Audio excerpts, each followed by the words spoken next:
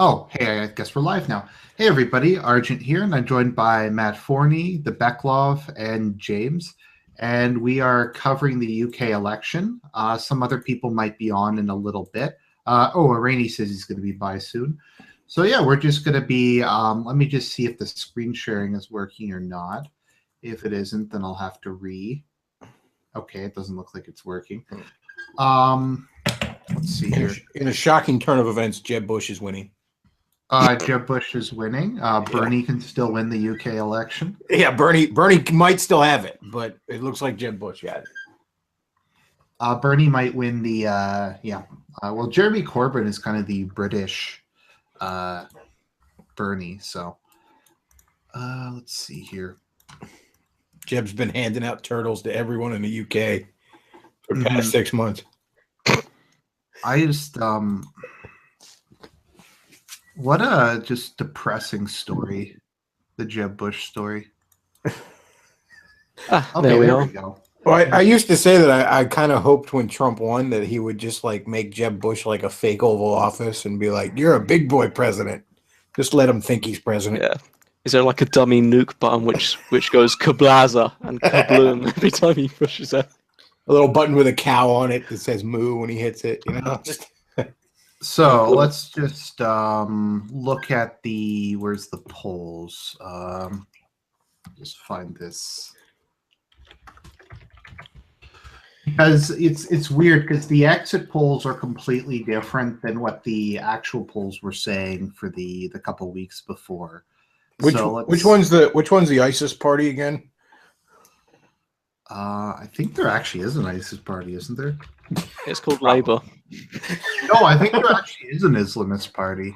Yeah, it's called the Scottish National Party. Oh, well, my favourite joke party. Which it's whatever party the mayor of London's in. Oh God, sadistic cunt, as we call him. But no, we've got an interesting party called the Monster Raving Loony Party. What they want to introduce is to remove the £1 coin and introduce a 99p coin, so we don't have to hand out change. They also wanted to make Gordon Brown's face illegal in high definition. I can kind of support that. Yeah, so looking at the polls the last week or so, I don't know, it's been pretty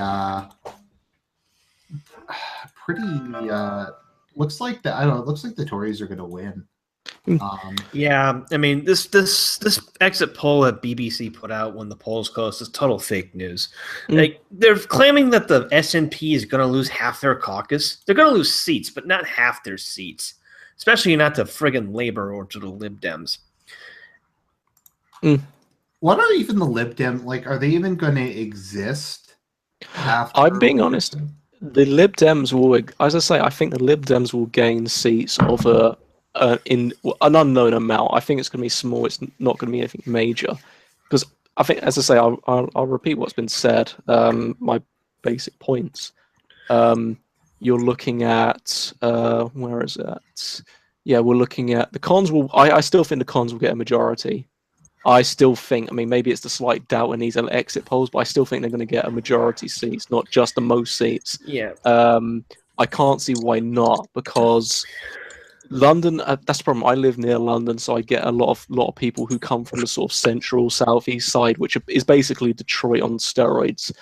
So I can't look at that sort of bias, but I can't imagine many people going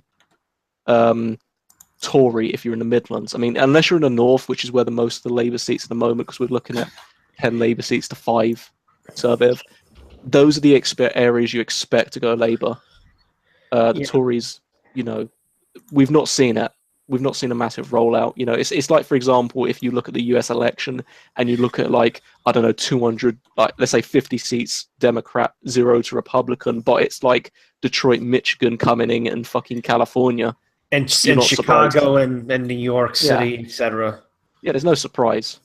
Yeah, I've got a quick question, James. And from my understanding, the real difference between the Labor Party and the Liberal Democrats isn't so much policy, but the fact, like class. Like Labor was, a party that was focused on the working class, whereas the Liberal Democrats were like for the caviar communist set, who wanted to support leftism but weren't, didn't want to mingle with those filthy proles that voted Labor. And that's really the major difference between them. It's not so much policy. Am I right or wrong? Is this wrong, right or wrong? Well, I'm not old enough to, let's say, give a massive history, but we'll go back to, let's say, 2010 election. This is just after Labour and Gordon Brown and Tony Blair have just come out.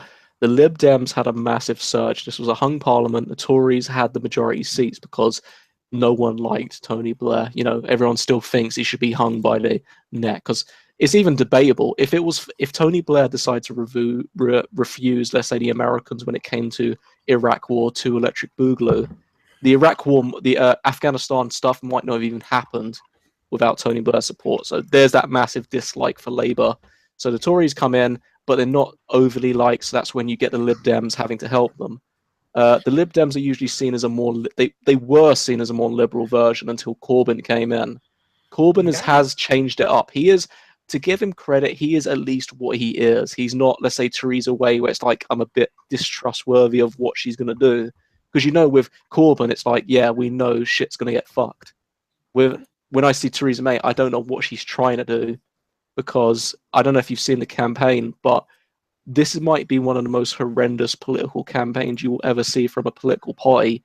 The Conservatives have spun their wheels. They've not had any massive gains. They've not tried to sell anything. They're not even tried to lie, because we know, let's say, Democrats and Labour will say, yeah, you can have free unicorns and candy floss. It doesn't matter how unrealistic it is. They're trying to sell something people like. They're appealing to the lowest common denominator. But the Tories have not done anything. They just sort of sat still and said, strong and stable. That's all we need. If there's one thing Conservatives are good at, it's snatching defeat from the jaws of victory. I mean, I thought this would have just been in the bag, given that all the terrorist attacks that's happened lately. That's what I thought with Manchester and London, and then I realised Manchester was a bunch of kids, which, as much as we can be edgy and say who gives a shit, it's England, but it's a bunch of kids. They didn't vote it. But then you look at London, it's London Bridge, Central London. It's like, yeah, most of these, it's like similar. Obviously, you had was it not Nice attacks?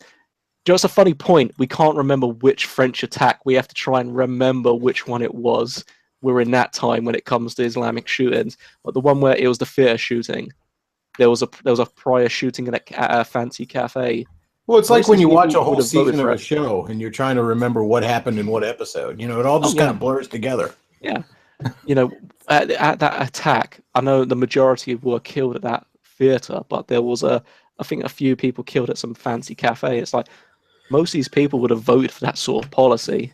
You look at is it the 2017 French election? Paris was certainly for Macron, wasn't for Marie Le Pen. What was I thinking of again? With regards to terrorism, oftentimes that swings it towards the right, because people are like, oh, we want security. So I was thinking that would help the Tories, but it seems to have hurt them, because they went down in the polls afterwards. That's an interesting point, because I think someone would have put it, if Theresa May came out on, let's say, even just a night of Manchester or London and said, no more, enough is enough, went full on Trump, she would have had a massive surge. Said like, Jeremy Corbyn's a fucking cuck, he's going to surrender, he won't keep you safe. And then just bring up some shitties. Like, I don't know, but I'm sure he said some cuck shit about terrorism. Or say, like, Labour has this guy who says that terrorism's just part of living in a modern city. Well, I mean, how brainwashed are the people even? There's that report that supposedly the one guy on the London Bridge as he was facing death. One guy yelled out "fucking Muslims," and the other guy's like, "Dude, don't be Islamophobic." Yeah, it's not a Muslim attack, as he put it. It was at some pub which they were all hiding out. There are certainly some of these guys that they will cuck right up until the moment the knife slits their throat. It wasn't the Muslims; it was the goddamn Poles. Everyone knows those Poles sticking bombs in toilets and stuff. I mean, I've often said you almost have to you have to have a certain level of respect for the Muslims willing to die for what they believe. At this point, I've almost got a certain level of respect for the leftists who cling to their delusion right till the end. I mean, they will not be shaken from it. Holy shit! Well, seeing as But the attack, I was going to say, last Spanish election, I think it was the Paris terrorist attack happened right before it. It actually did help the conservatives. It pumped them up a few percentage points just because they were tougher on the issue. yeah, but I actually lost my point. Yeah, never mind. Just carry on. Well, I think it's in part because Theresa May is just playing it so close to the vest. Like, the perception I get from her as kind of an outsider is that she's basically just someone who wants to cling to power at any cost. Like, that's why she, despite being on the Remain side during the campaign, is become so fervently pro-Brexit, because she knows that if she doesn't, the Tories are fucked when it comes to the vote. So she'll say and do whatever it is to remain in power, and that includes not shaking the boat. But as we've seen everywhere across the Western world, voting populations are becoming less cucked and more nationalistic. Not enough to win victories everywhere, as we saw in the Netherlands and France, but enough to make a difference in the overall vote. James, who's worse, Theresa May or David Cameron? Hard to think, because obviously David Cameron did cuck out after Brexit. Theresa May, to be fair, he at least kept his promise. Yeah, he did back out, and Theresa May would have been not the best pick for a post-Brexit Tory leader or prime minister. I will give Theresa. Like, Theresa May is an interesting character. As I was saying, I think it's a really hilariously bad Conservative campaign. I don't know if it's out of just arrogance, because prior to the campaign and prior to the actual snap election being called, no one liked Clarks, no one liked Jeremy Corbyn, no one. Like, he wasn't nowhere near as popular. He was a clown. And I'd seen polls that had Theresa May like 70-20. Yeah, like, it was insane. It wasn't as bad as some of the quote unquote Donald Trump with Hillary Clinton predictions, but it was like that's a fair amount of, oh shit, Jeremy Corbyn's got a lot of work to do. But no, in terms of like just how it's gone on, it's either she's that incompetent or cocky. It's like, I think the tail of the hare on the rabbit is the best way of putting it, because she thought there's such a massive gap, I don't have to put any work into it. And someone was trying to put on early, because I've currently got the BBC News stream of it, where they've got, I think, Labour's 14 seats to 6 for Conservative. But to put it quite well, it almost feels like May didn't think there was any sort of risk, so she didn't have to do anything. But Corbyn can. That's the thing. Corbyn can promise anything. Until he gets in, that's when he has to deliver it. He can promise everything and anything, and that's what gets him into power. And then he realizes, oh shit, I can't actually promise any of this, so it doesn't matter. I remember last time in Canada, the Conservatives ran one of the worst elections I've ever seen, where they just basically gave up. It was like just the most low energy campaign possible. And I mean, Justin was probably going to win regardless, because people fucking love that asshole. But yeah, it's just they lost a lot worse than they needed to. I was going to say, one of the seats came in for the SNP. SNP lost out by 1,000 votes to Labour, so that's one Labour vote that's one Scottish seat going to the Labour Party. That's the first actual seat that's changed hands that's been declared. All the rest have been, holds. Holding, yeah. As I say, I think when the SP does lose, I think it's going to be a fair amount, nothing too massive, hopefully. It's going to go either Labour. Some seats are predicted Tory and some are predicted Lib Dem. So,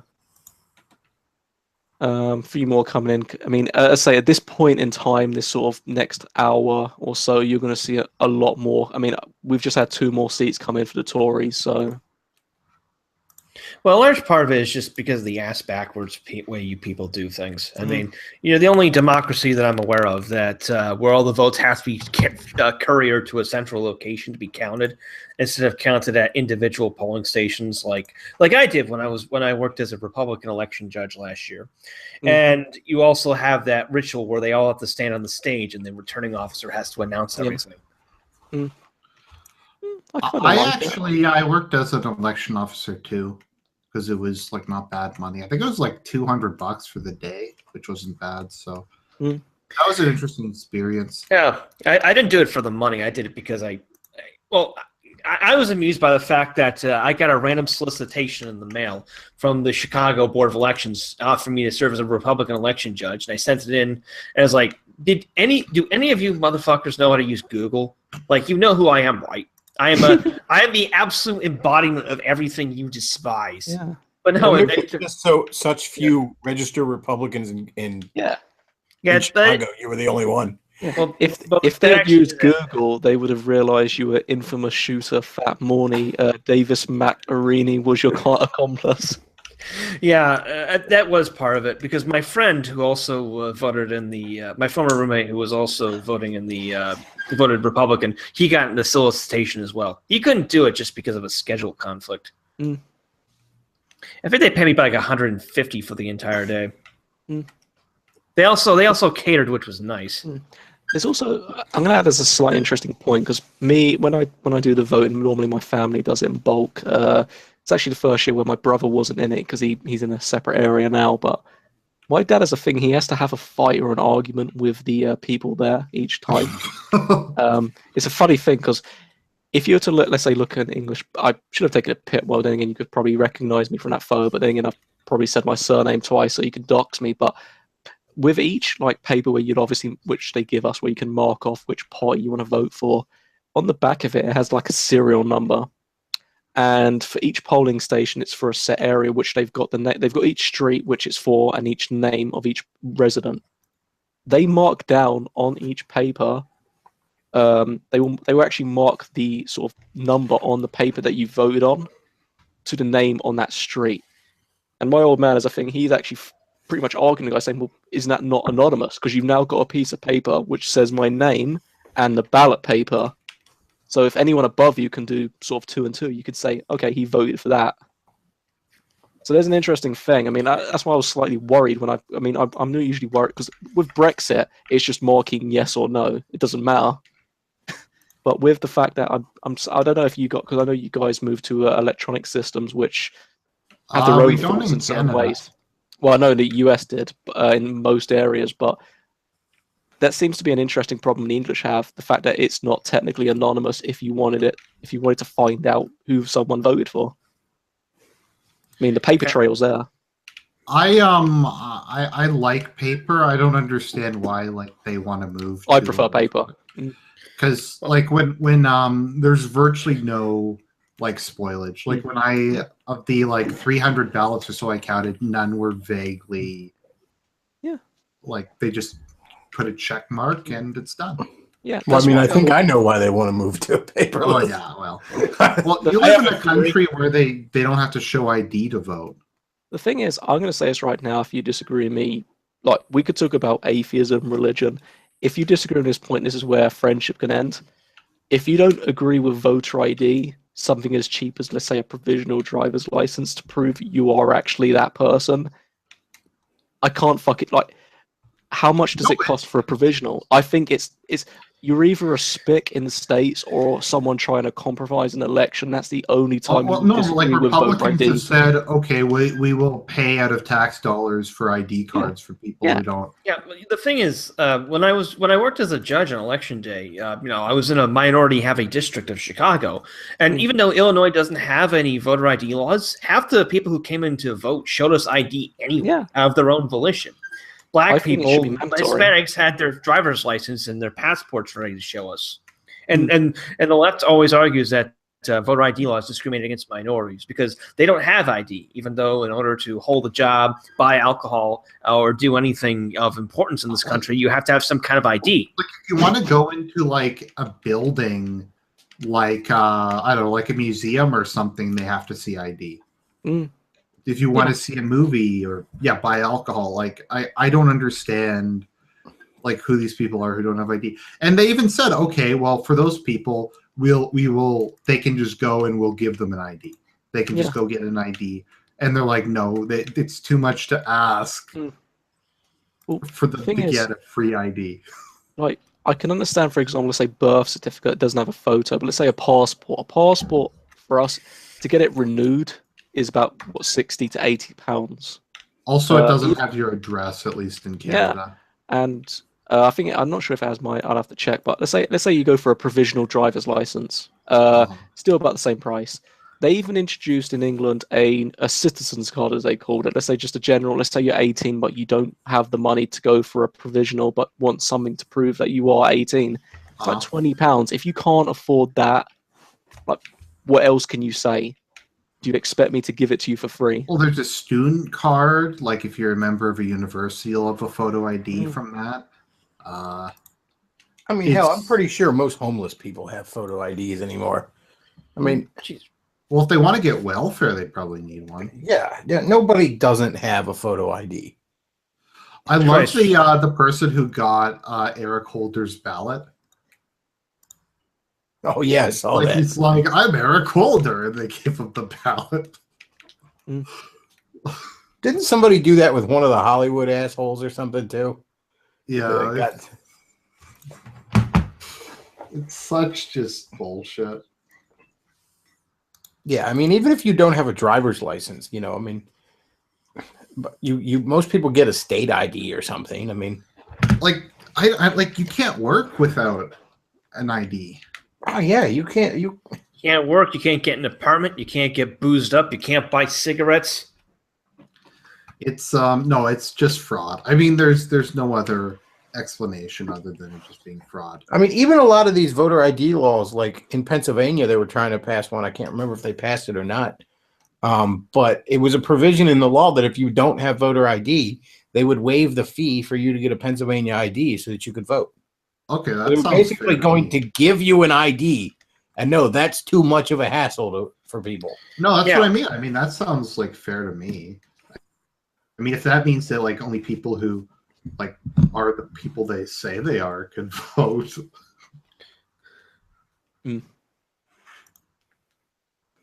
Yeah, we had a similar situation with I don't know how familiar you guys are with grammar schools in England. They recently a fair few years ago they abolished them because they were saying, oh yeah, rich kids are more likely to go to grammar schools than poor kids. And it's like, yes, but the equivalent would be private schools, which you have to pay for, which no poor kids go into because they don't have the money. They don't sort of get the connection. In Ontario, we have something called Gifted, where kids in like the top 1% have their own classes. Yeah. Is that kind of like a grammar school? With a grammar school, is like I can't remember. I'm not too familiar, but let's say, for example, a kid that is really good has a chance to go into a special school. Like I don't know basically it's not even a separate class; it's a separate school, which would be on par with a private school. I mean, if I'm a taxpayer, I don't mind paying for someone who's really fucking good to do something that could excel that skill, and hopefully they become a doctor or an engineer and works for the country. I don't just want all these kids to be shoved into the same classes and suit yourself. Yeah, because they do standardized testing on everybody in grade 3, and like I passed, so I got to go to the gifted class. I don't know what it's called in the States. They have a similar system. SAT or something. Like just when you're very young, but yeah. It's not coming to me. Regents, I think. I don't know. Let's see here. You don't need an ID to vote in the UK. Yeah, in Canada, you can vote without an ID if you have a person who will attest that you are who you say you are, who has an ID. So, I mean, that kind of makes sense. Okay, David Saxon says grammar schools are top 20%. Tests are a bit shitty, but as a graduate of one, still preferable to normal comprehensive. Okay, that makes sense because I remember Peter Hitchens was a big supporter of them on the grounds that they helped social mobility. He 'Cause still they- is. Yeah. Sorry, I mean, yeah, just in general, he is because he viewed it as like allowing merit-based social mobility Mm. because it Yeah. would let poor kids go to like who were really intelligent get a proper education. Yeah, the ones who strived. It's a simple case of the commies saying, oh, it's not 50-50, or it doesn't allow the rich aren't getting screwed over in this situation. We better abolish it and, cut our nose off and spite our face. The fact is, there was a chance for some poor kids to get education much better than what they would have been allowed to if they, because of monetary reasons. Mhm. And, then again, you have to remember Tony Blair spent a lot of his time as prime minister going into banning fox hunting. So that's how you can tell the general caliber of labor. So It's in Canada they really hate anybody who attacks public education to the point where a lot of people want to just ban private schools altogether. oh yeah, Well, that's already fucking. That's going to be the future in some blue state areas of the country of the U.S. When I was last year in Chicago, in my part of Chicago, there was actually a ballot proposal to ban charter schools, with the argument that they leach resources from our already struggling public school system. Even though the Chicago public schools are so bad that the superintendent tried bribing students to show up, and even then they still show up. In the background. Huh? Oh, I'm hearing. Oh, wait a minute. Maybe that's me. Yeah, I have a BBC video running, but it's oh no, muted, that's so. me. Okay, just one of those. On the pages where just suddenly like a video starts running after like 10 minutes. That was one of those. Yeah, because I do have the BBC's news coverage running on a tab, but it's muted right now. So. Mm-hmm. What was I going to say? Yeah, in Ontario, we have publicly funded Catholic schools because that was part of the deal when Canada was founded. But I'm actually in favor of getting rid of them because they're just so paused. They're just complete shit. I think they're paused pretty much everywhere. I went to a private Catholic school when I was in high school, and our school was so paused we had a friggin' Amnesty International chapter. Oh. I think that's why, in part, I became a right winger, just because they were preaching the gospel of no human being is illegal and blah blah blah. Kind of like Pope Francis before Pope Francis. And I just became like a stereotypical right-wing neocon, actually unironically supporting George W. Bush because I just hated these people and wanted to piss them off. Well, they're just such fucking faggots. Like, about the Iraq War, like, it's just... Like, the Iraq War was, like, a really bad idea. But the people who are against it are such fucking cocks. I mean, not the people who, like... 1, 2, 3, 4, we don't want your racist war. Oh, hey, yeah, like that right there is enough reason to start supporting the war in Iraq, quite frankly.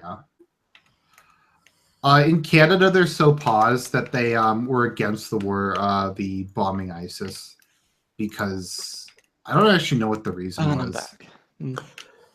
Well, Argent, thanks for having me on, but I got to roll out. So, okay, thanks. Okay, thanks for coming on. Hey, man, have a good day, man. Thanks for having me on. I was actually reading this left-winger post trying to rationalize that this is their stance, I think, is that if you oppose terrorism, what you're going to do is alienate all the people that could be your allies, right? Like if you're trying to invade France, you want to have some sort of Vicky government to run things for you. So I think that's their stance. So anytime you call out Islam as being a hateful ideology, alienate all the good Muslims. Oh, by the way, everybody, in Ontario, I think it's today or tomorrow, they've passed a law that the state can take away your children if you don't support their decision to transgender. Yeah, presumably not applicable to Muslim households. Yeah, so they can take away your kids if you won't let them have transgender surgery. And that is how paused Ontario is. Well, Ontario is the province that has a dyke for a prime minister, right? I'm not too shocked at this. Yeah. So how's the British election looking? Sorry, the first part of things. We've got nothing conclusive in it at the moment. Basically, the only substantive result we have is that Labour has won a seat off the Scottish National Party. All the other seats that have been with the Scots? Well, I like the way Jim Dowson described it to me. The Scots are just naturally commies. I wouldn't even go so far to say, as Binny Connolly puts it, Scotland would be a lovely place if it wasn't for all the fucking Scottish people. They are, I mean, I think, as I go back to I know Dave's not been there for the predictions, but SNP will lose seats. Holy will. Because they can't gain seats. They've actually expanded within pretty much their borders. They've got that perfect circle in the 2015 election. They won nearly every seat except for 3. Yeah, I think it was Lib Dems who won the rest of them, if I'm correct. And I think the Tories, I'm not sure. I can't remember. Well, I've got the map here. I don't know why I'm not saying that. The Labour, Lib Dems, and Tories each won 1 seat. It was a Lib Dem seat. Yeah, everyone won a seat, technically. So, yeah, Lib Dem right up north in Orkney. You've got Edinburgh South Labour, and you've got, I'm not going to pronounce that because I'm not sober enough to pronounce that for Conservatives. So yeah, the SNP can only lose. And as I put this quite well to a few people, here's my challenge to anyone. Nicola Sturgeon, the leader of the SNP, find a positive comment on her. You will not find her. You will not find a positive comment on Nicola Sturgeon. No one likes her. She is the face of a woman as if someone tried to make a bet of, let's see if I can skin this woman. Think of her face. No, Nicola Sturgeon looks like someone thought of, let's see if I can skin this woman alive and then try to put her back together. That's the sort of face she's got. I just want to respond to something in the chat. They're asking if Scotland's less diverse. Isn't it? I think it is, actually. I've seen Scottish Muslims before. That's something I don't want to ever see because it's just a weird accent. No, I mean, I think it probably is, because what happens is, and this is where the whole blue dog or dead dog Democrat thing comes from, is in Canada, the East Coast is really poor. So they don't really have much diversity there because they don't. The immigrants only care about money, so they go to Toronto or Vancouver or Calgary. So they are like really pro-immigration on the East Coast because they don't have to live with the consequences of it, and they vote for like the most left-wing shit possible just because they don't have to live with it. Kind of like. Well, the thing is, the SNP is actually very pro-immigration, in part due to the pop. I actually read there was a good joke about this, is like why the Scottish nationalists have such an affinity with Muslims, and the answer is because they both wear the skirts, they both have clans, and they both hate the English. Yeah, it's funny. They're basically violent thugs for the most part. And yet, at the same time, they're the biggest bleeding heart liberal. This is what I don't get. Well, what we call that, Davis, is they're contrarians. They're the sort of people who will go to an England v X match of football, or soccer as you Americans call it, and they will basically wave the flag of the opposing team just for shits and giggles. Like, I think they'd be the ones standing up against immigration, just for the sake of being ornery. Well, remember, this is the SNP is the party that wants to leave the United Kingdom, which I don't think should be even a thing. I hate to fucking suck Peter Hitchens' cock, but I think England as a concept should just be England, as in Northern Ireland, Scotland. Like when I think of England, I think of the whole place, not just this random bordered place which has now been made because of the EU. But they want to leave the United Kingdom because they want to be independent, so they can move to the European Union. Because they want to be part of the European Union, they want to declare dependence on the EU. They want to go through the Euro blender. Look, you thought Trump was good at seventh dimensional shit posting. I think the SNP can beat him.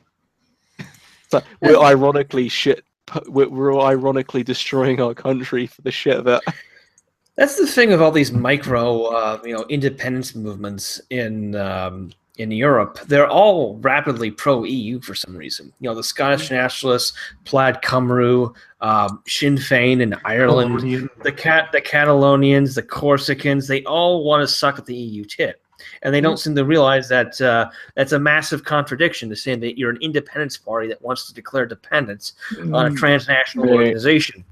They want to become independent Well, so it's like that they can shove the dildo further up their ass. Yeah. It's Forney, like I heard of a bit of an East Coast echo when and- you said that.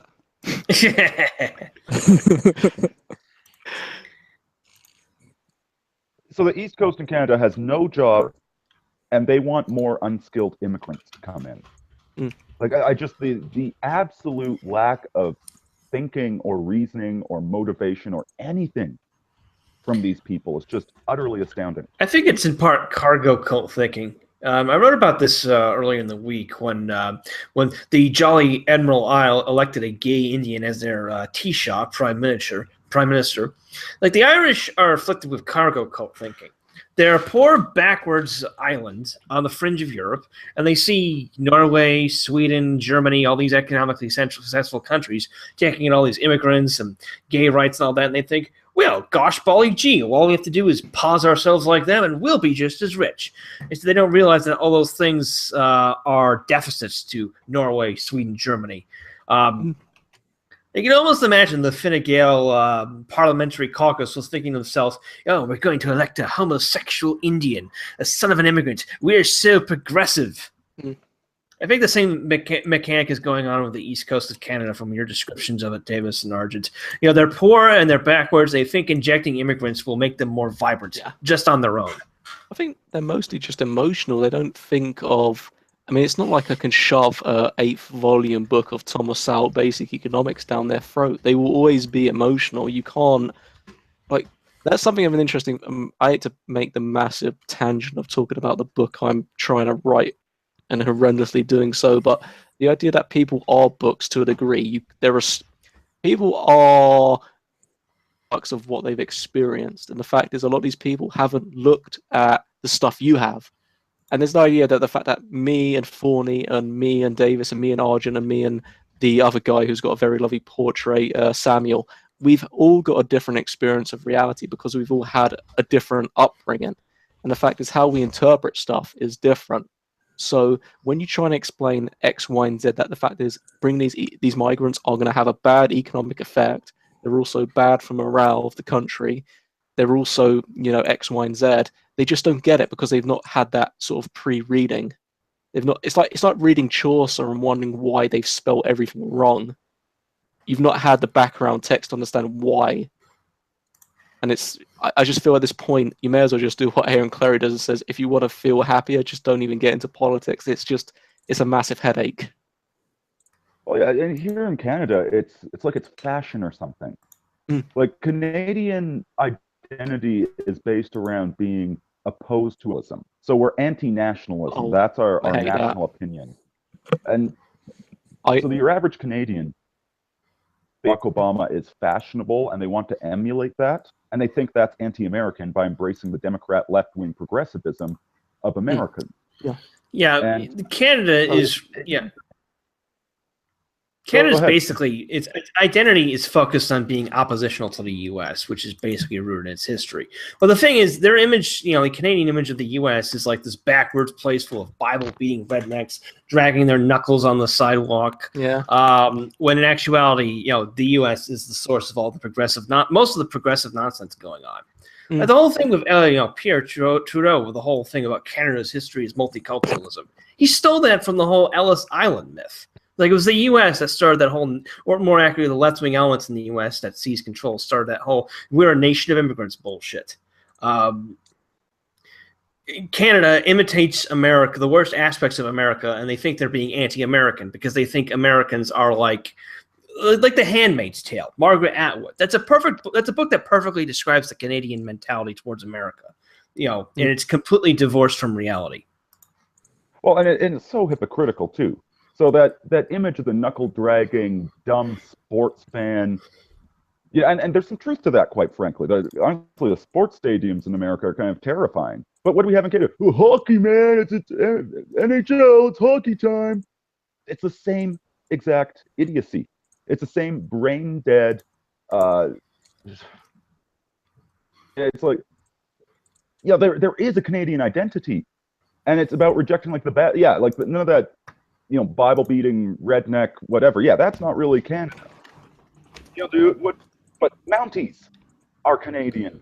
Okay, being responsible, being independent farmers, being polite, like all of this is Canadian, right? But somehow we've completely embraced the parts of America which we originally started out rejecting.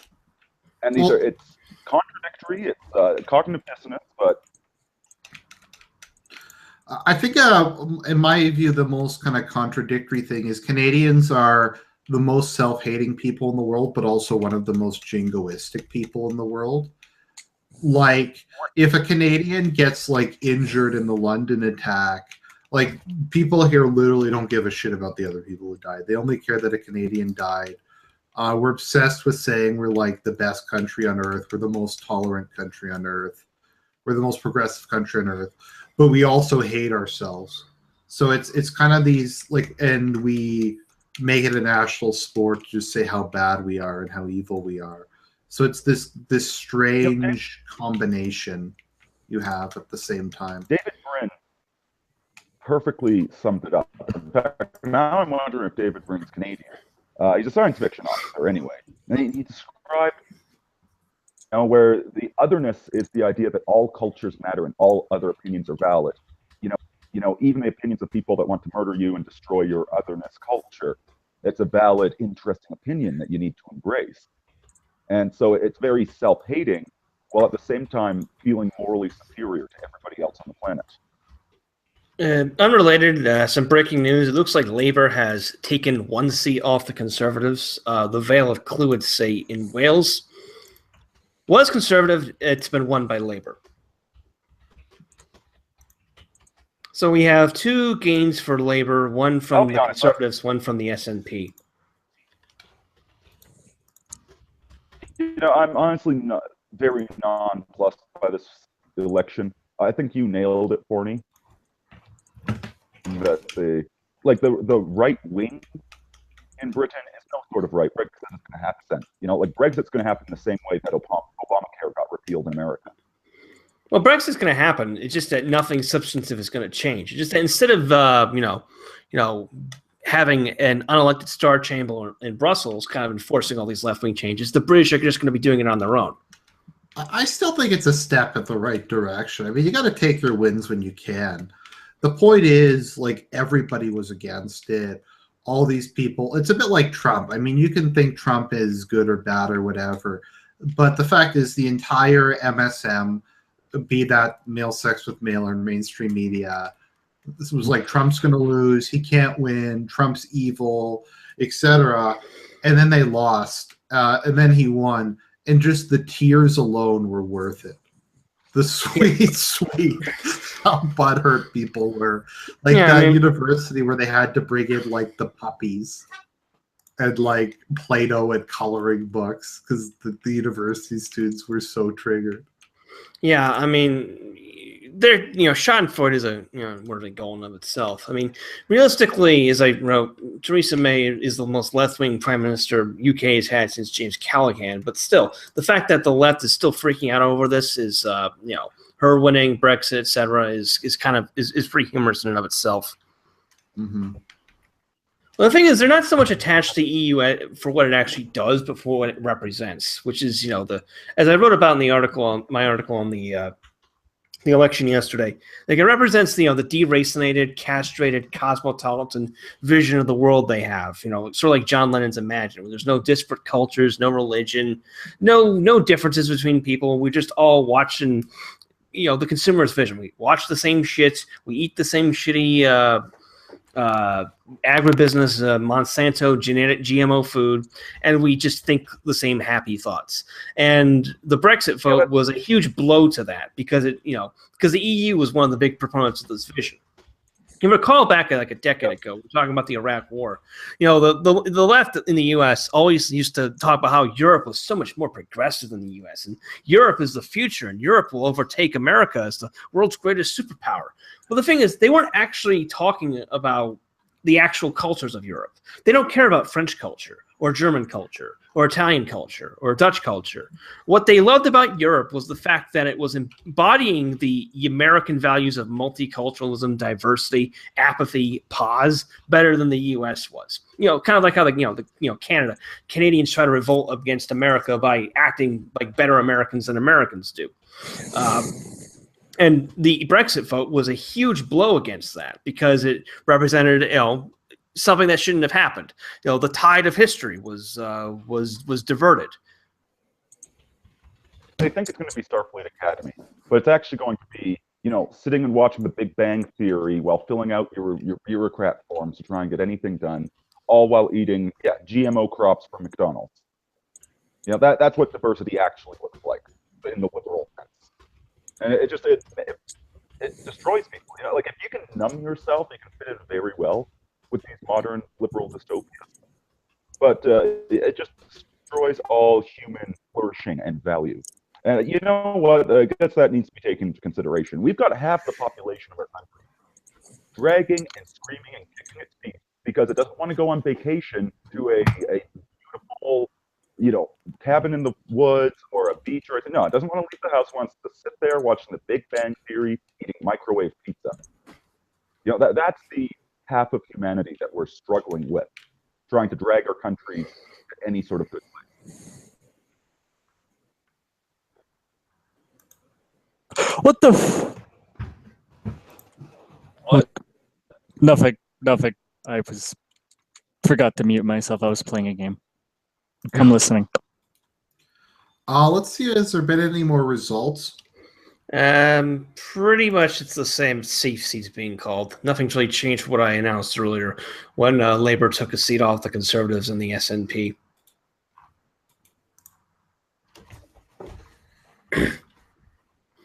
But basically, we're at Labour with 27 seats, the Conservatives with 14, the Democratic Unionist Party has 2, the Scottish National Party has 2, and an independent 1 in the North Down constituency in Northern Ireland.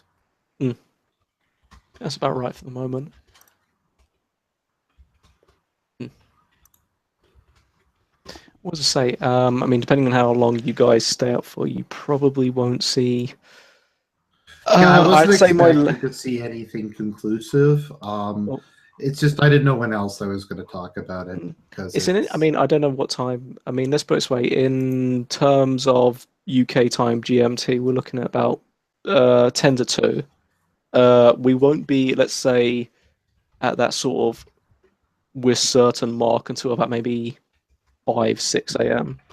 And obviously, the stream's not going to last that long. I mean, I'm hoping to stay up for the whole thing because again, I've got there's no repercussions for me staying up. But as I say, that tonight's probably it's not been as fun as say Brexit last year, but it's certainly interesting because at this point, it's hard to tell whether the exit polls are bullshit or not. I still think they are, but again, as I say, it's still a gamble. I mean, usually the bookies are the best choice when it comes to seeing how an election goes. Even for example, Trump's odds in the UK weren't bad. I mean, I still put 100 down and made 300 profit. So it's not, then I think they're usually quite good. But if 2 months ago, if you were to put, let's say, a £10 bet on the Conservatives winning a majority, you would have made 60 pence profit. It was 1 to 16 odds. 2 days ago, it would have been £3 profit. Now, it doesn't sound much, but you're looking at from 116 to 1.8 odds. It's changed massively. What I think might be going on, and James, feel free to correct me on this, is that a lot of people who might have voted Conservative or may have voted UKIP in the last election, but were inclined to vote Conservative, just stayed home and didn't bother voting. That's why we're not seeing any significant gains for the Conservatives as of yet. I mean, they've lost this. Yeah, they've lost a seat to Labour in Wales, which was a Labour-leaning part of the country, but still. Well, as I've put it, the Tories have spun their wheel.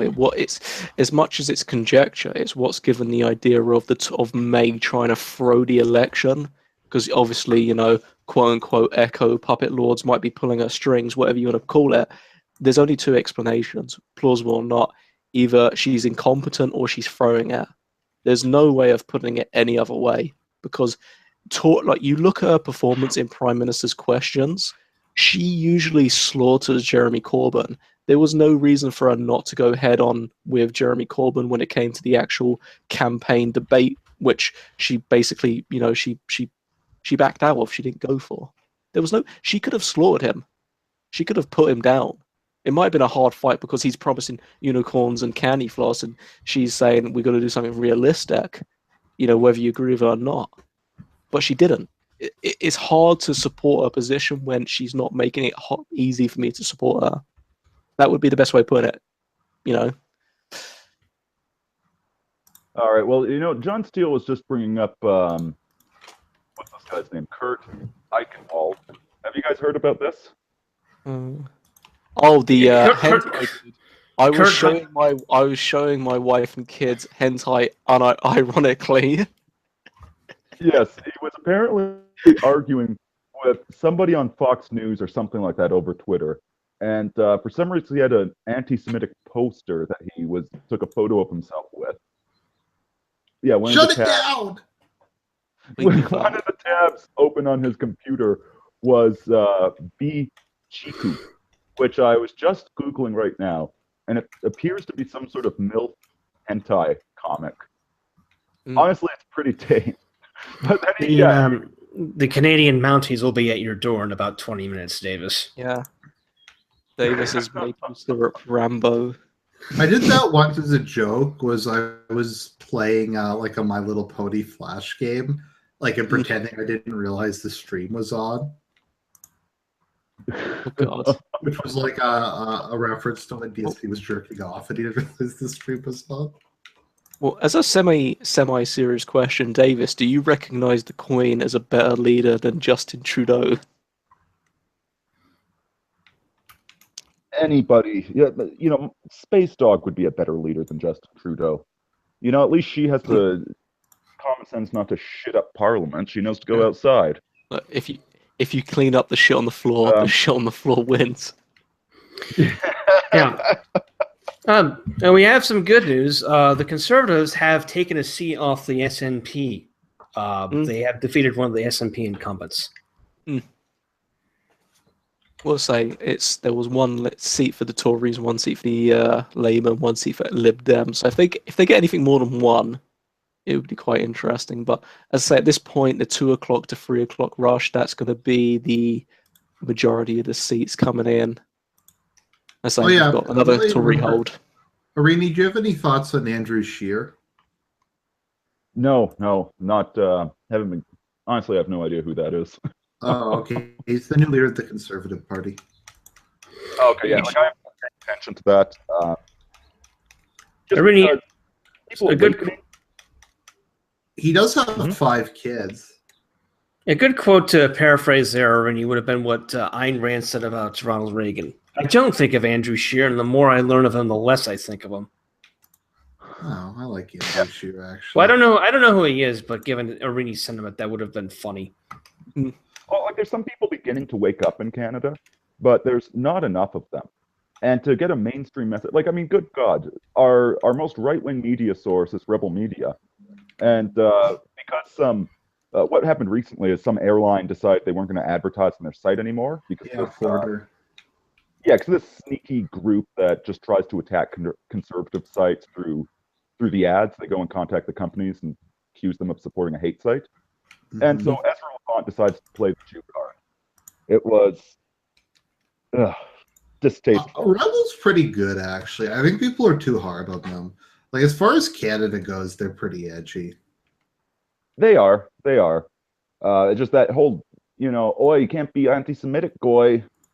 Sorry, that's not a good way to win my, undying love and support. Kind of amusing. Basically, your edgiest media outlet is basically at the level that mainstream right-wing talk radio was in the U.S. circa 20 years ago. I think they've talked about white genocide before. They occasionally do really edgy stuff. I don't think they fired Gavin McInnes after he said that people care too much about the Holocaust. He had this big speech where he was talking about how no one cares about any other genocide. Okay, so B Chiku Yeah. Do you want the comment tags for this anime? Oh god. Blowjob, Caught in the Act, collections of short stories, cream pie, glasses, MILF, paizuri, and I have no idea what that is, pregnancy, rich girl, schoolgirls, school intercourse, stockings, swimsuits, ship, and X-ray. So, No, I think that glasses tag is getting me really hot and bothered. yeah, so not only is Eichenwald looking at Chinese cartoon porn, he's looking at the lame stuff. He's looking at the family-friendly cartoon porn. Like, there's no tentacles in it, buddy. He's got pregnancy down. That's impressive. Well, you know that total that fuck is a total chomo. Like he's not into hentai really. It's that's what he does when he can't get the CP. Trust me, if I saw Kurt Eichenwald behind bars in a prison, I would know exactly what he was in there for. He's got total chomo face. Oh yeah, when he farts, it sounds like heavy breathing.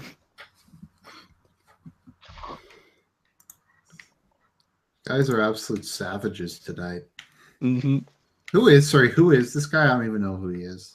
He's an editor for Vanity Fair, and during the election, he was a major anti-Trump, pro-Hillary voice, and he was also someone who was trolled very frequently by alt-writers. If he works for Vanity Fair. Oh yeah, he was also the guy. If you'll recall, someone sent him that strobe GIF that says "You deserve a seizure for your post," and he had a seizure. Oh yeah, that was that asshole. Right. It never gets old. It's like when they hacked the Epilepsy Society Foundation. I think it was E-Bombs World, and they replaced it with flashing lights. And the astounding thing is the guy who sent that is actually looking at criminal charges. Oh my god! Though what I think is astounding is that the FBI took like 4 or 5 months to find out who he is, even though the guy was using Twitter. He almost certainly was not using a VPS or anything. It took him that long just to find a guy who was living in his mom's basement. Imagine if he did. Imagine if he did use Tor. How much money would be wasted to find him? Well, the thing is, Tor and a VPN. Tor's been compromised by the government. The NSA had backdoors built into it when it was first being constructed. Yeah, well, good luck. I'm behind 7 proxies. Well, I mean, it's hard to know how to feel because on one hand, they do use Tor for a lot of really shady shit, like child porn and stuff like that. And I get like that the government needs to try to take that down, but I say take down here where they actually got the producers and distributors of it. I was happy to hear about that. Normally, it's like I'm a big fan of having online privacy and anonymity. I like that people can't just find out my IP address from looking at my tweets. But at the same time, like what they seem to actually be doing with it seems to be good stuff, right? And it's not just snooping on everyone's computers; they're actually going after, networks and well, I mean, it's like they often will abuse it, but at the same time, it's like you can't pretend that like everybody, and some people just said everybody in anonymous is a Nero, because a lot of them are like really shady people. Yeah. Okay, so I just found the poster that he was so upset with, and it's this printed like on 8x11 paper. It says "Danger, evil Jews in charge," and it's got this graphic of the world burning, while behind it there's a laughing rabbi. And isn't it a possibility he made it himself?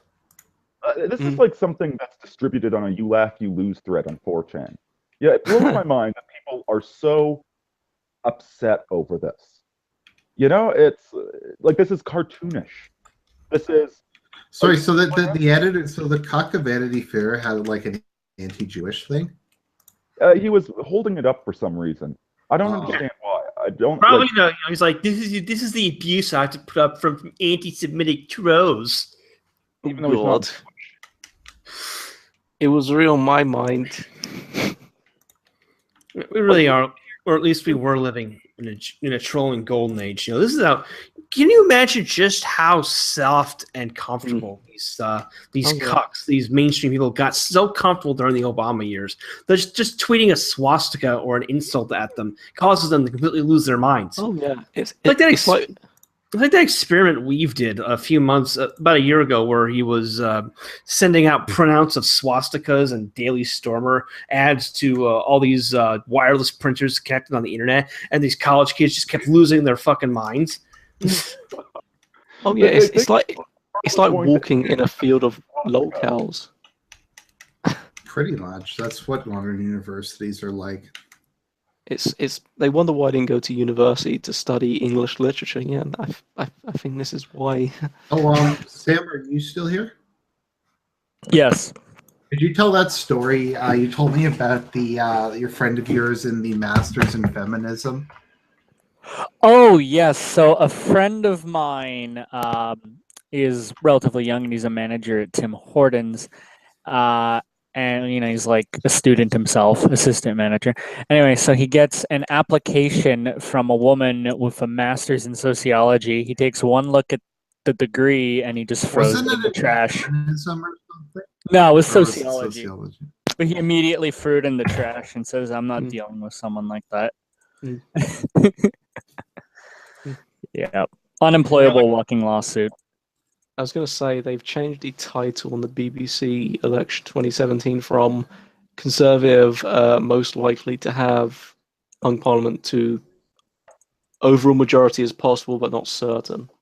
As I say, I still think it's going to happen. Sorry, I was distracted because my Nigel Farage was just on BBC. Oh yeah, I saw that as well.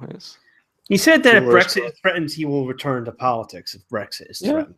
I think. Well, he's had his time with Trump. I mean, as I say, I must have been about a year ago. I had the chance to meet him, hopefully get a photo. I was going up central London, and it was the same day when we had the. I forget it was Memorial Day. It was about June-ish, I think, for the D-Day landings. But he was up there, and I missed him by about an hour. And I did actually. I didn't see him, but I think I was at the ceremony. We had sort of like at the cemetery. But the thing is, I'm not going to go into a cemetery and announce loudly, "Oi, Farage, could I have a photo with you for Facebook?" I may as well just, I'll leave it. It's I was, I better than me. I missed my chance to meet Nigel Farage by about 10 seconds. I was at the Republican National Convention last year, and I was called down to the ground floor by a friend of mine there. And as I was going down to the elevator, I see Nigel Farage and his entourage walking along, and I was like, "Oh shit, I should go get shake his hand or something." And by the time I turned around, he had already disappeared behind a curtain. So, oh shit. Well, in all fairness, his entourage might have seen, oh shit, it's the infamous Canadian school shooter Fat Morty without his friend Davis McAreedy. Yeah, I was down in Florida. Yeah. Like, why? By the way, quick update. It looks like Labor has won 2 additional seats, one off the SNP and another off the Conservatives. Yeah. So 43 for Lab, 26 for Con, SNP 5 and DUP, which I'm assuming is the Irish, is 2. Yeah, it's Democratic Unionist Party. Well, so they might actually help the Conservatives because they're not going to vote for Labour. That's for certain. No, the DUP, if they the Conservatives would ask them, would form. There's a funny. I don't know if you guys seen the first Train Spotting, but I would recommend the second Train Spotting if you've not seen it. The second one is actually very. I was surprised it wasn't. I would say it's again, it suffered from sequel. I mean, the only reason I mentioned it, there's a scene, if you've seen the second one, you know why I'm talking about this film in terms of this election. But there's a scene where they're with the actual Irish Unionists and they're trying to con them out of money. Oh yeah. And it's brilliant. It's a very fun scene. If you've seen it, I don't want to spoil it, but go watch Train Spotting 2 if you've not seen it. It's worth a watch, especially with Train Spotting 1 is still a great film. Hands down, it's disgusting in a lot of scenes. I think my favorite line is still, I don't hate the English, they're wankers, but we got colonized by wankers. Yeah, it's like the Scottish are the lowest of the low. I think it's interesting just how I gotta admit it. I'm sorry to say this, but modern Bryn just looks like hell. like whenever I see it in like a movie or something, it just looks so shitty. It depends where you go. Honestly, London is not cuck central. London is a nuclear wasteland. You don't go there. Just a lot of it looks Again, really run down. well, again, you also got to remember it's a fucking old country. Right. Again, you look at brick and mortar houses compared to America, where it's nice wooden houses which are like 5 times the size of the average English house, and are all well made, and they don't cost as much to make. I mean, again, England. I think as someone made the whole joke before, if you're if North America and Europe was a woman, America is in their late 20s. Europe is in her late 50s. You know, she's done with her resources. It's like, I've got to make do with it. But America, it's like, she might be doing something. She's got some stuff to go with her. It's a kind of appealing. Not as good as the Asian chick, mind you, but I might still go for it.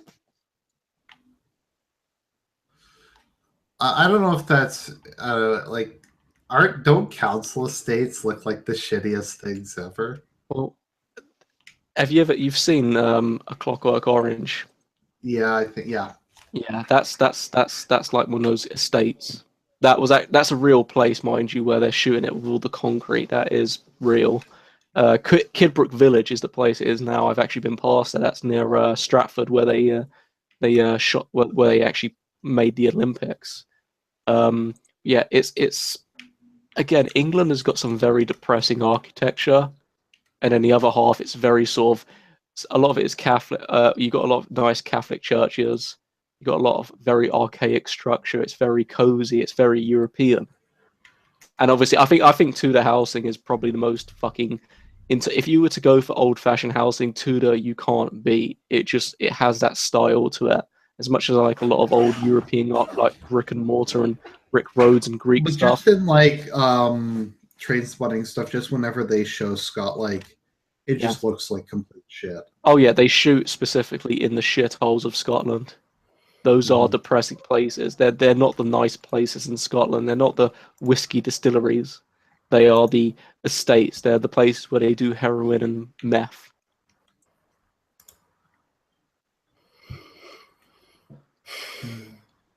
God, this went on a really depressing turn. Modern Britain is just depressing in general.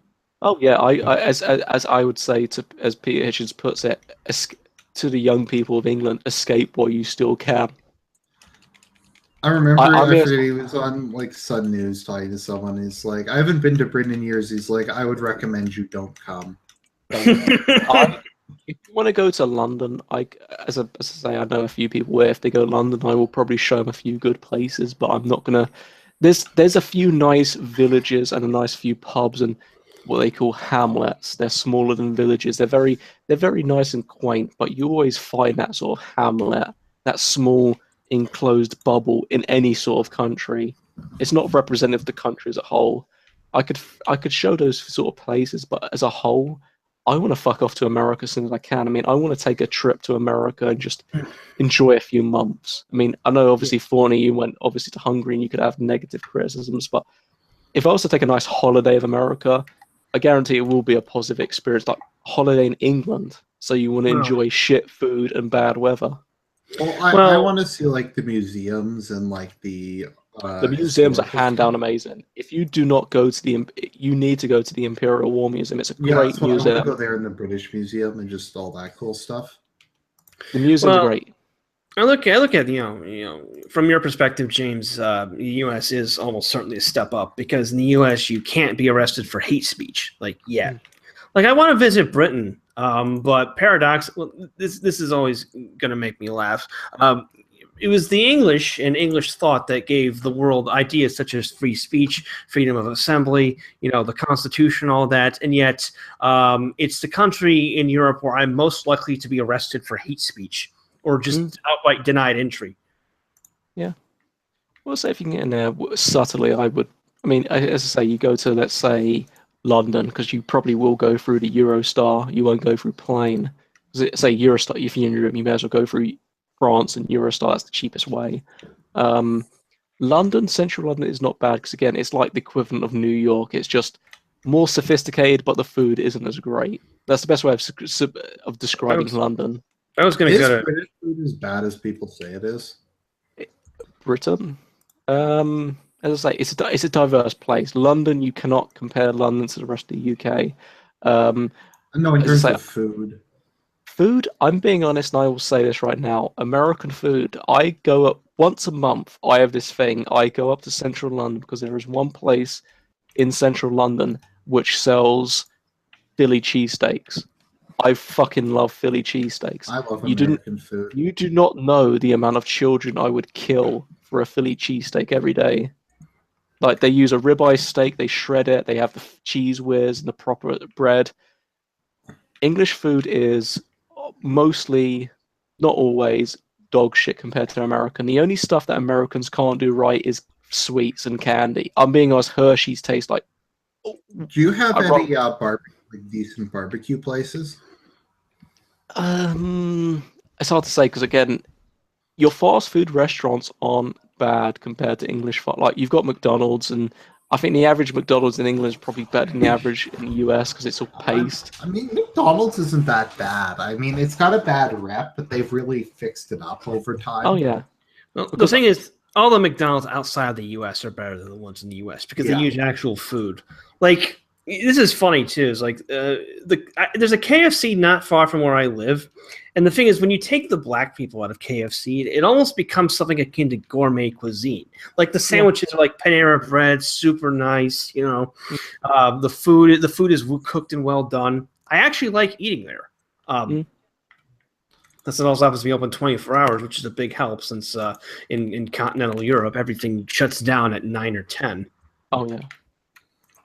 It's, I mean, God, I mean, especially I with... like Wendy's a lot. No, I mean like an actual restaurant for barbecue. I say they're not, again, they're not bad. I mean, I can't really measure because I've been to New York.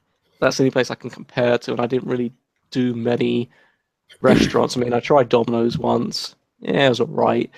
But most of the places I did try in New York were more sort of like street food. It wasn't a proper restaurant. I mean, the only place I tried was a burger place just literally on Times Square, which was, I'd say the service was impressive, but then again, they're begging for tips. So Chicago has deep dish pizza, which is one of the greatest things ever invented. If you're going to go for pizza, everyone has bigged up American pizza, but if you're going to go honestly for best pizza, you may as well just try to go to Italy.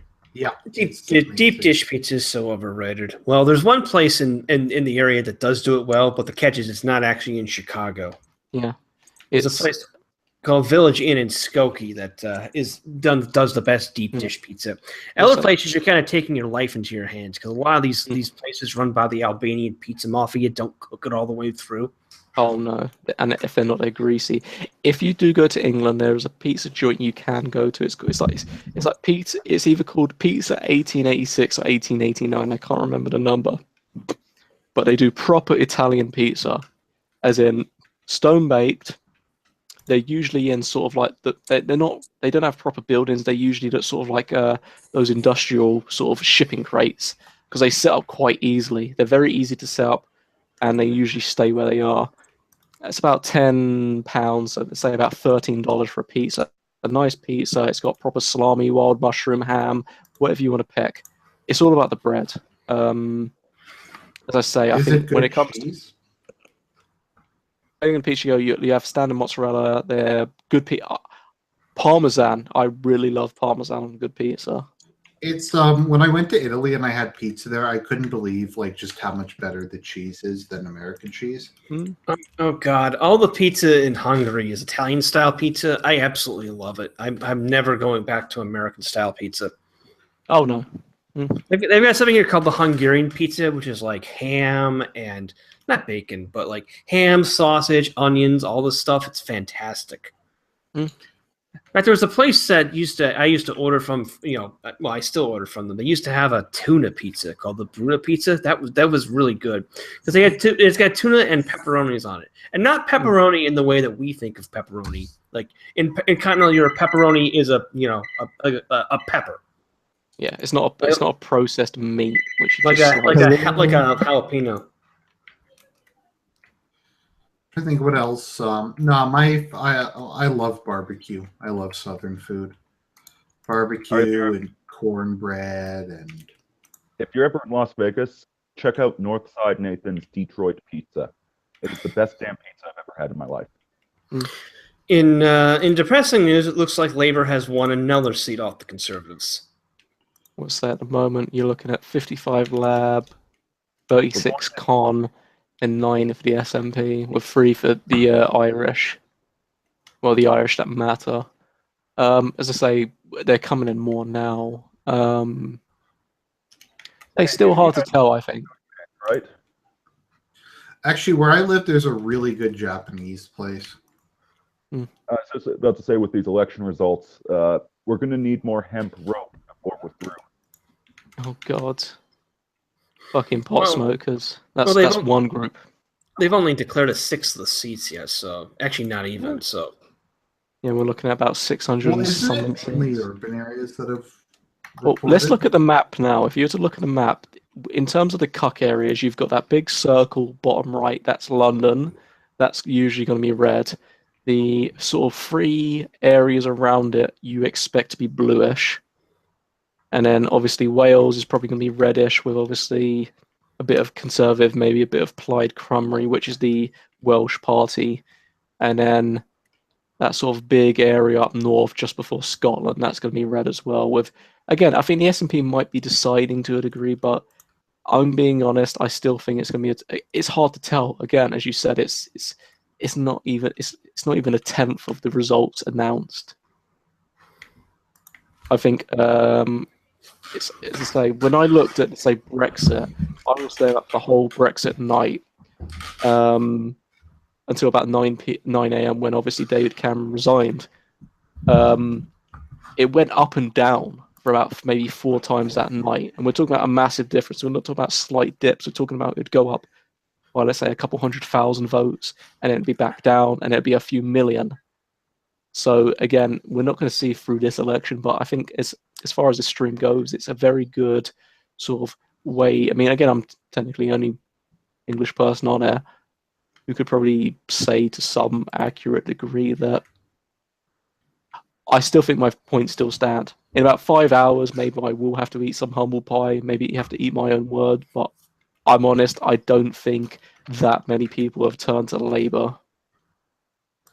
Well, it's probably, again, just due to a drop in the overall vote for the right-wing side, just because Theresa May is not an inspiring person. She's not someone who, no. Like if Nigel Farage was head of the Conservatives or was still involved in politics, that dude is inspiring. That dude is a great orator. Like he could, if he joined the Conservatives, he has a good chance, of becoming prime minister. But whereas Theresa May is just this smarmy managerial type. She's a school marm basically. She's a school marm librarian type who just likes fiddling with shit with for no children, fiddling. Of course. Yeah, she is an autist supply teacher. Jeremy Corbyn is your witty English teacher who you thought was intelligent, but then read Thomas Sowell and realized he's actually borderline retarded. Yeah, so that would likely be if the Conservatives end up losing out. That's why Theresa May is just a really she's a manager type figure. Yeah. And frankly, looking at her, she reminds me of the coworkers I had to deal with at my first post graduation real job in the civil service. She looks like she should be in a New York State Labor Department clerking office, blowing off work to post on Facebook about how much she hates Trump. Well, I mean, even looking at the difference in terms of percentage-wise, you've gone from Labour having, let's say, a 2-to-1 overall majority. You're looking at 59 to 44 in terms of Labour to Conservative, so it's gone down. It's 3-to-1. Well, none of have the rural areas started coming in at all yet? Well, now it's 60-44, but as I say, in terms of the actual percentage between the Tories, again, it's now exactly a third. That is actually interesting. As I say, I think the Tories will slowly... Tories do better in Wales than the Labour does? Well, have a look. In terms of Wales, no. I mean, again, the Tories get a few seats, but Labour is the majority in Wales.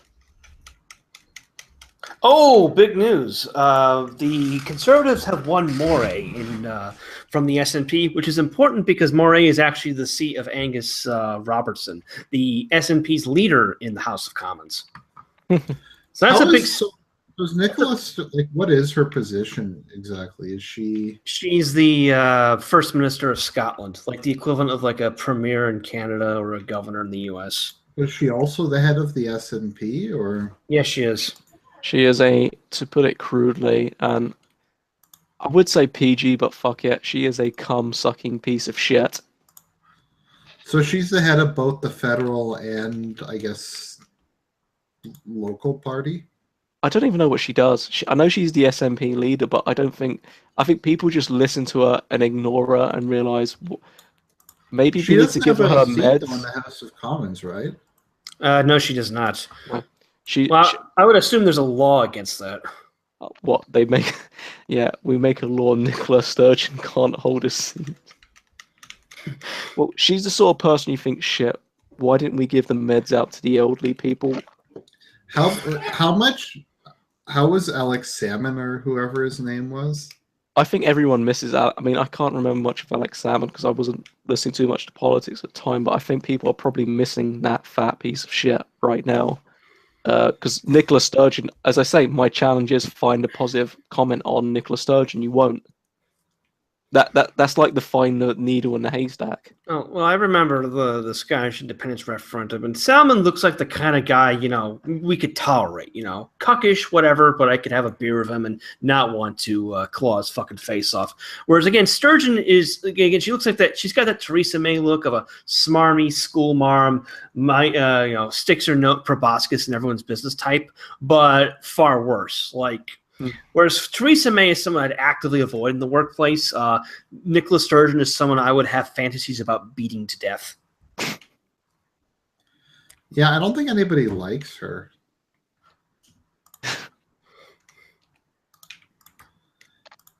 Even the SNP don't like her, do they? I don't think the Scottish like her, period. Well, from what I understand, she won the leadership basically without a vote because no one else, rose to, fight against her. Yeah. The only way she will keep a leadership of the SNP is by the pure hatred the Scottish have for the English. That's the only thing that keeps her powered. It's pure contrarianism, bottled. Yeah, more results in Plaid Cymru's got a couple of seats, the same seats they held before, and Sinn Féin won a seat. Yeah. So I think in terms of the vote predictions, they are all, in terms of UKIP, they're all correct. They are all massively not voting UKIP. Like, we're talking about 14 to 20% per seat usually. In terms of the vote, it's not usually a minor Tory victory in terms of a positive increase. It's usually... Pardon me, it's usually somewhat close to Labour. So that's the interesting thing. That's why I think a majority is still possible, because the Tories are still gaining seats. So it depends on how it goes. I mean, yeah, they're closing the gap pretty quickly. I mean, the forecast now for the election is it went from like minus 20 something, if I remember correctly, or minus 30 for the Conservatives to minus 9. So we're looking at a forecast of 322, which I don't remember it being. It was 316 if I remember correctly, with the Labour on 261, which I think it was 266. So yeah, they have increased on terms of the forecast. So they need, in theory, if I remember correctly, it's 4 more seats, and they do have majority. So as I say, the thing is, it's disappointing. It's either the Conservatives were so incompetent they couldn't even get an 80-seat lead or a 100-seat lead over Jeremy Corbyn. Yep, or they failed massively in throwing the election and he still won, which actually tells me a lot about the Labour Party when they could still fail it. Because I don't know, we've not a complete disaster at the moment. Well, we've not covered Diane Abbott. Oh God. No one's even mentioned her name in the 2 hours we've been streaming. Okay, well, who is she? Diane Abbott, who was the Shadow Secretary of State, if I remember correctly. I don't know what we are. I think she's like the Shadow Secretary of Mathematics because, if we remember correctly, Diane Abbott is the. Do you know what? I blank on her when I remember it. All I can think of is her fat face and how she's so bad at math.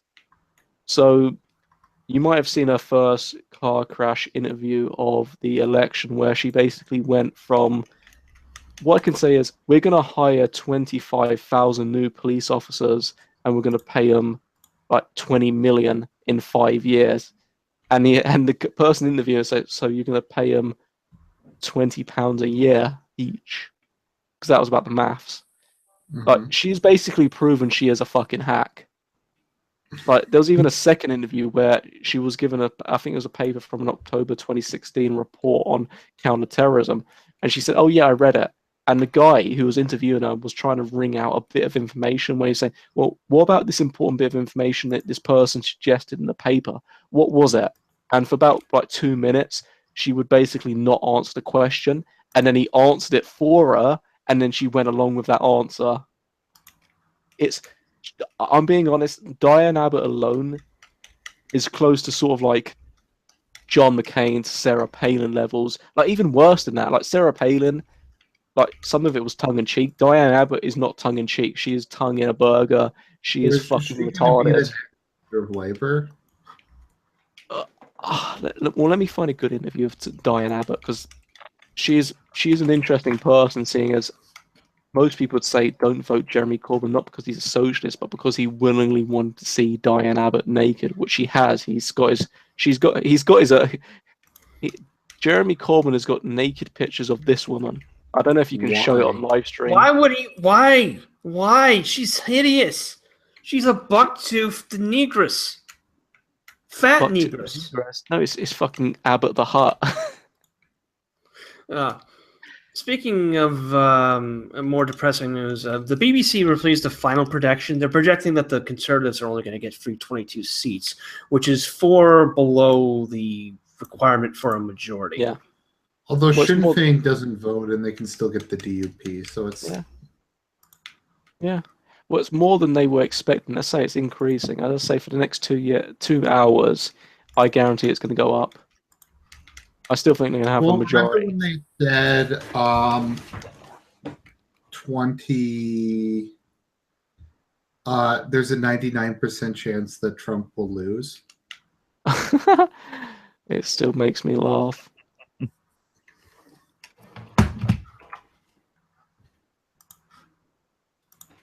Yeah, I mean, the BBC is not exactly the most objective news outlet. Like, it reminds me of how on election night, anytime a state like immediately went into the lead for Hillary, they would call it for her. But like states like Georgia or Arizona, where Trump is clearly up by 5, 6, 7 points, and it's not going to be overturned, they still wouldn't call it for him. Yeah, like even near the end, they wouldn't call the election for Trump until after. They wouldn't even call for him until after Clinton conceded. Yeah. Like same with Florida. That was on like 99.2% called, and they still refused to call it. Oh, God. I just learned that the Labour Party in Britain has a gay flower for their image. Yep. But then again, the next Irish PM is potentially a gay Pajit. So those streets are going to be filled with pause loads of arse.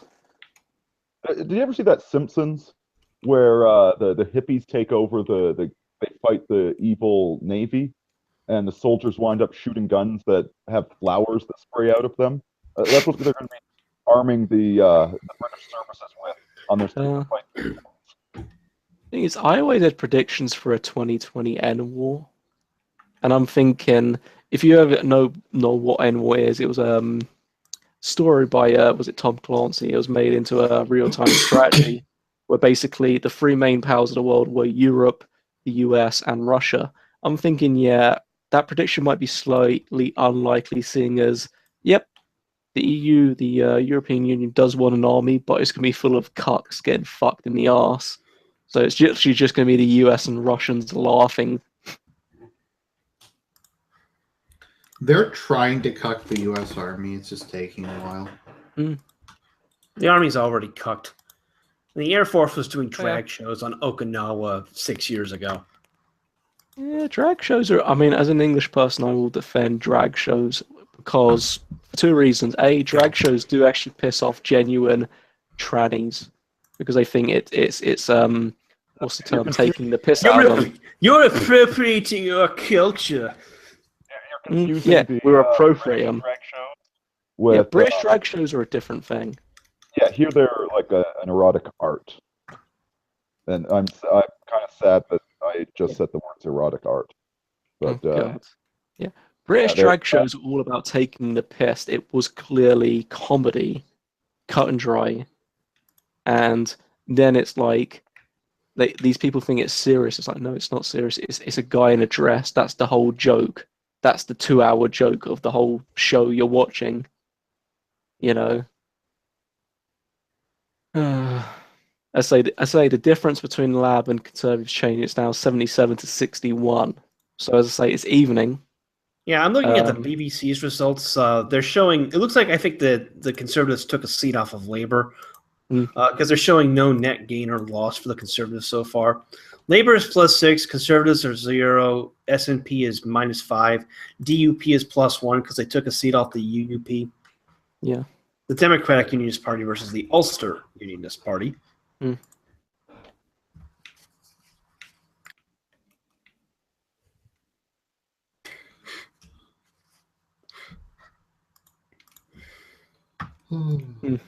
Yeah, it's a bit like that whole, the collapse of the Northern Irish government a couple months ago, or that renewable heating scandal, or whatever the fuck it was. Or until they still haven't formed a government. Mm-hmm.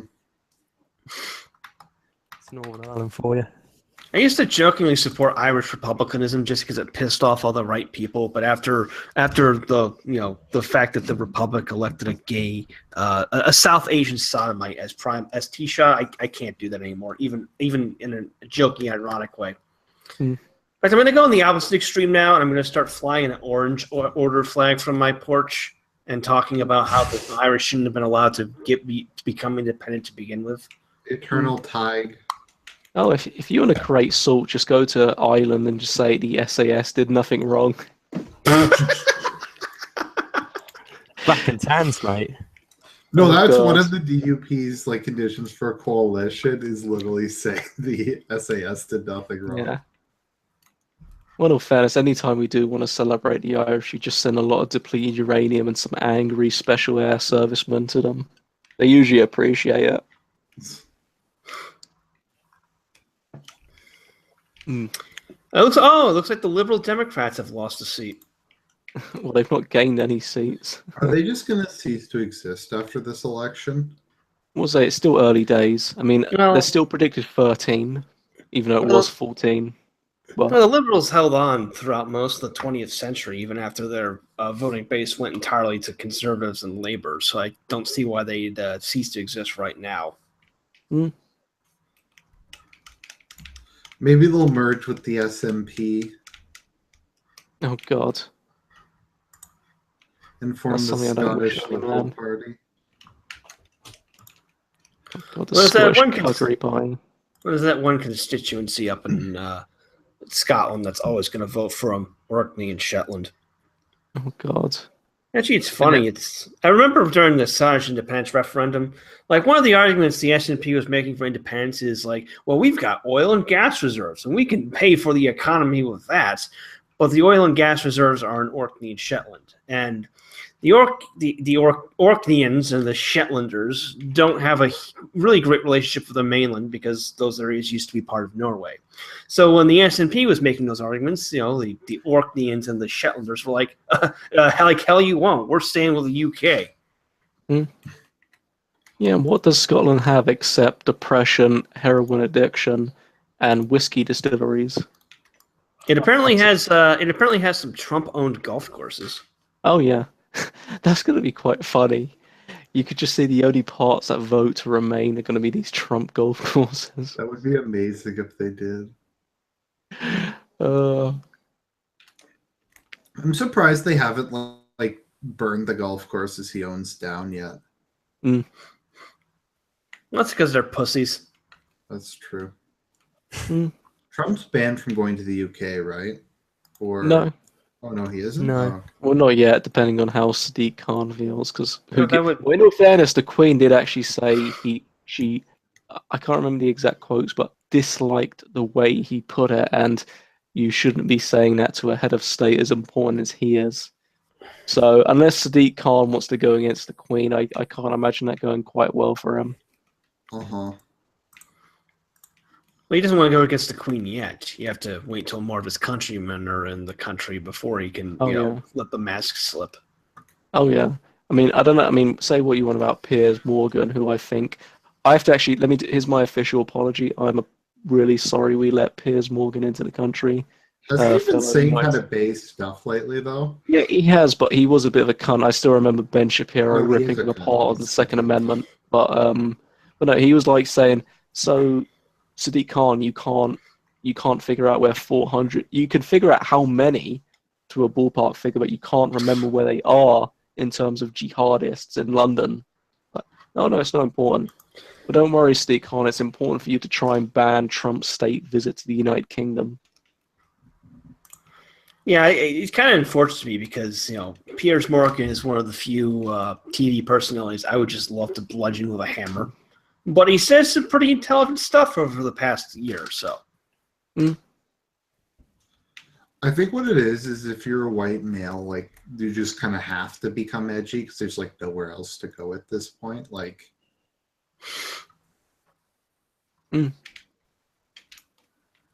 And completely irrelevant news, Sinn Féin took a seat off the SDLP. Oh no. That will have an earth-shattering relevance in the final vote, I'm sure. that's actually kind of good. Because Sinn Féin doesn't vote in the House of Commons. It also shows polarization as well, because the SDLP is basically like the moderate cuck sort of. Well, you want to leave the UK, but not really sort of party. Mm-hmm. Yeah, they're the spit roast party. Northern Ireland is pretty, in general, unionist, though, isn't it? Yeah.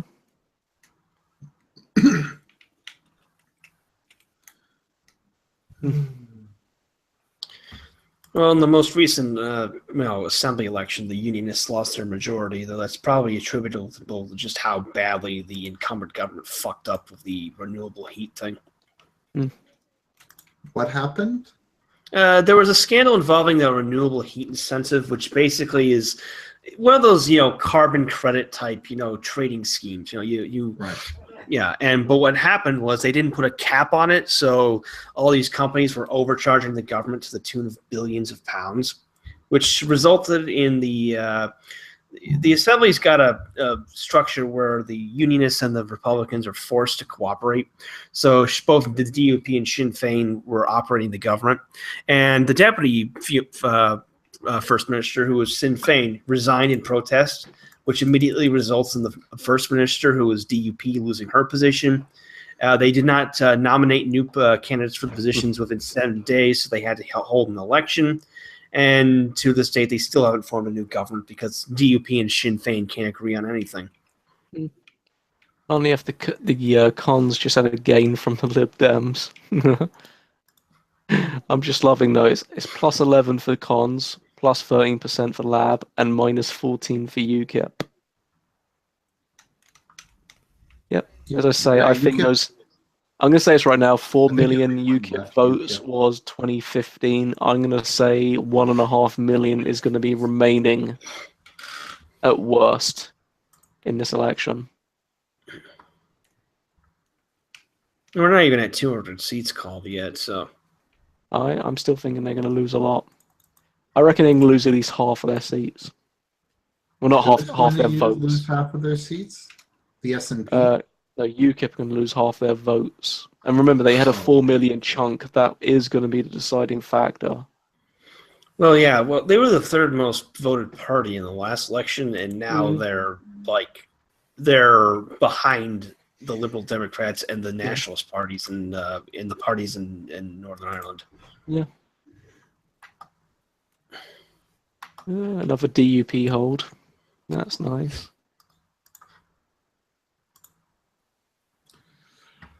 What are the odds the Conservatives will like, the DUP is too anti-gay, we can't be in coalition with them? Well, let's see if they're still taking odds for the election on Paddy Power. Let's have a look. Why do you want to throw some money down on the Conservatives getting majority? Or let's have a look. Overall majority. Conservative majority is at 13 to 8 odds, which is actually really fucking good, seeing as it was 1 to 16.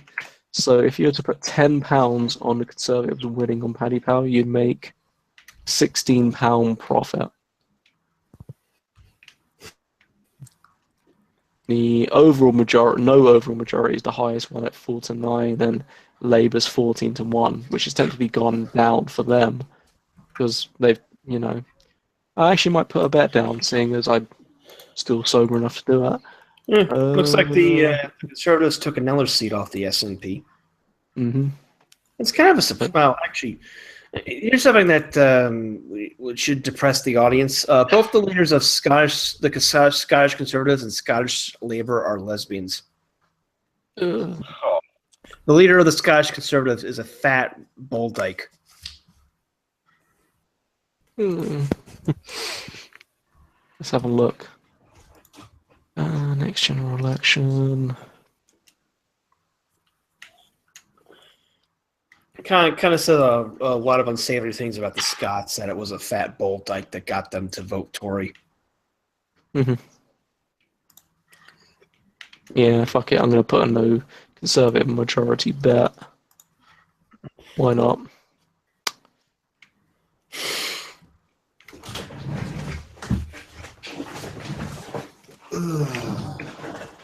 anyways, guys, I might wrap this up because I think we've pretty much got as far as we're going to get for the evening. Yeah, it's quarter to 4 here, so. Yeah, and I don't have that much to say. Really, you might have noticed. Hopefully the Conservatives take the lead over Labour soon. Mm. Oh, they will. Okay, so thanks for coming on, everybody. Thanks for having me on, Argent. Thanks. Yeah, always a pleasure to be here. Well, good night, everybody, and have a nice weekend.